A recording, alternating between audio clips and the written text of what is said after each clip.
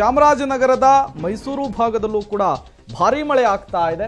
Drone ಕ್ಯಾಮೆರಾದಲ್ಲೂ ಕೂಡ ತಮಿಳುನಾಡಿನ ಮೆಟ್ಟೂರು ಜಲಾಶಯ ಸೆರೆ ಸಿಕ್ಕಿರುವಂತಹದ್ದು. ಕಾವೇರಿ ನದಿ ಮೂಲಕ ಮೆಟ್ಟೂರು ಜಲಾಶಯವನ್ನ ಸೇರ್ತಾ ಇದೆ ನೀರು.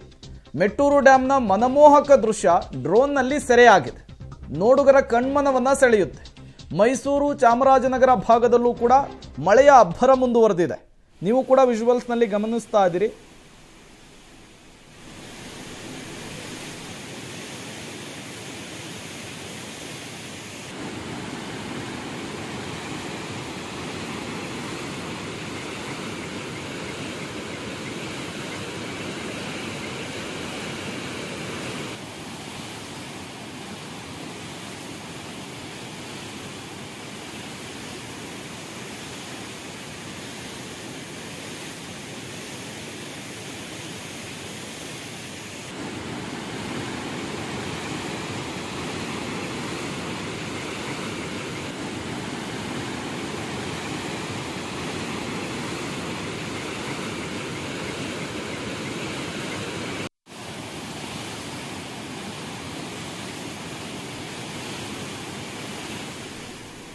ಮೆಟ್ಟೂರು ಡ್ಯಾಂನ ನಯನ ಮನೋಹರವಾದಂತಹ ದೃಶ್ಯಾವಳಿಗಳನ್ನು ಗಮನಿಸ್ತಾ ಇದ್ದೀರಿ.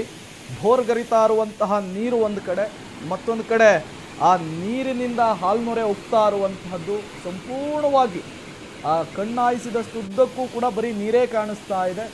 ಇದು ಮೆಟ್ಟೂರು ಡ್ಯಾಂನ ದೃಶ್ಯಾವಳಿಗಳು. ಧಾರಾಕಾರವಾಗಿ ಮಳೆ ಆಗ್ತಾ ಇರುವಂತಹ ಪರಿಣಾಮ ಡ್ಯಾಮ್ ಸಂಪೂರ್ಣವಾಗಿ ಭರ್ತಿಯಾಗಿದೆ. ಡ್ಯಾಮ್ ಭರ್ತಿಯಾದ ಪರಿಣಾಮ ಅಷ್ಟೂ ಗೇಟ್ಗಳಿಂದ ನೀರನ್ನು ಹೊರಬಿಡಲಾಗಿದೆ. ನೀರಿನಿಂದ ಹೊರಗೆ ಬಿಟ್ಟಿರುವಂತಹ ಗೇಟ್ನಿಂದ ನೀರನ್ನು ಹೊರಗೆ ಬಿಟ್ಟಿದ್ದಾರಲ್ಲ, ಆ ರುದ್ರ ರಮಣೀಯ ದೃಶ್ಯಗಳನ್ನು ನೀವು ಕೂಡ ಗಮನಿಸ್ತಾ ಇದ್ದೀರಿ.